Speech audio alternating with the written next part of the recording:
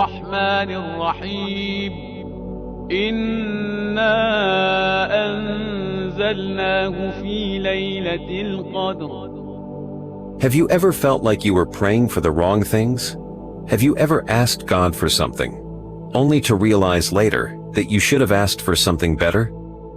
Laylat al-Qadr is the night of dua, but a person can only pray properly if they understand their own worth. If they don't know who they are, what their purpose in life is, and how to achieve true happiness in this world and the hereafter, how can they pray the right way? If they don't know what to pray for, they might end up asking for things that are worthless and meaningless. Imam Ali, alayhis salam, said, "Indeed, the one who attains salvation is the one who knows himself." A person who doesn't recognize their own worth cannot recognize the value of anything else either. We are from God, and to Him we will return. This world is just a temporary womb, a passing phase. Just like a baby in the womb needs care and preparation to be born healthy and strong, we also need to prepare for our birth into the afterlife. Every person in the hereafter will have a unique form, not just a body, but a true essence. Some will be complete and radiant, some will be deficient, some will resemble animals, and some might even resemble Devil Saul according to how they lived in this world. If someone didn't live like a true human being in this world, they won't be reborn as a true human being in the next. So if we want the best fate written for us, we need to prioritize three things in our dua. 1. God. 2. Our heavenly family. 3. Jihad in God's path. 1. Praying for a strong connection with God.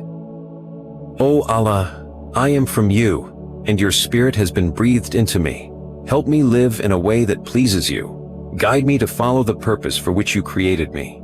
Don't let me be distracted by worthless things in this world. Keep me under your protection. If our first priority is our connection with God, our lives will be brighter, more purposeful, and more peaceful. Because then, we won't be chasing the empty values of this world. 2. Praying for a bond with our heavenly family. Our real family isn't just our earthly relatives. Our heavenly family includes the Prophet, peace be upon him, Ahlul Bayt, alayhis salam, Imam Mahdi, may Allah hasten his reappearance, the angels, and all the righteous people in history.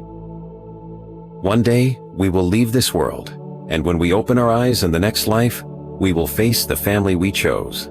The question is, when you die, do you want to be with the Prophet and Ahlul Bayt, or do you want to end up among wrongdoers and devils? If you don't want to feel ashamed when you meet the Prophet, you have to start working on your connection with him right now. This means living in a way that won't make us embarrassed if we meet them tomorrow, treating our family with more kindness, being honest and compassionate with people, protecting the dignity and honor of others. 3.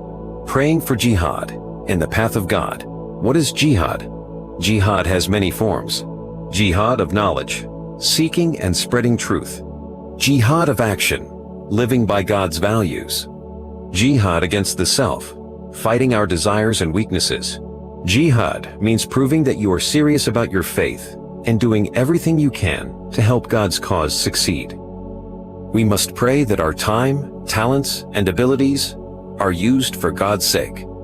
O Allah, help me use the blessings you've given me in your path. Today, we have media, social networks, AI, and so many tools at our disposal. We can either use them for spreading knowledge and truth, or waste them on pointless distractions and sins. So tonight, when you make dua, remember, don't pray for small things. Don't sell yourself short. Prioritize these three things in your dua. 1. God. 2. Your heavenly family. 3. Jihad in God's path. And for all other duas, always ask God, O Allah, if this thing I'm asking for is good for me, and I have the capacity for it, grant it to me, and always make me among your grateful servants.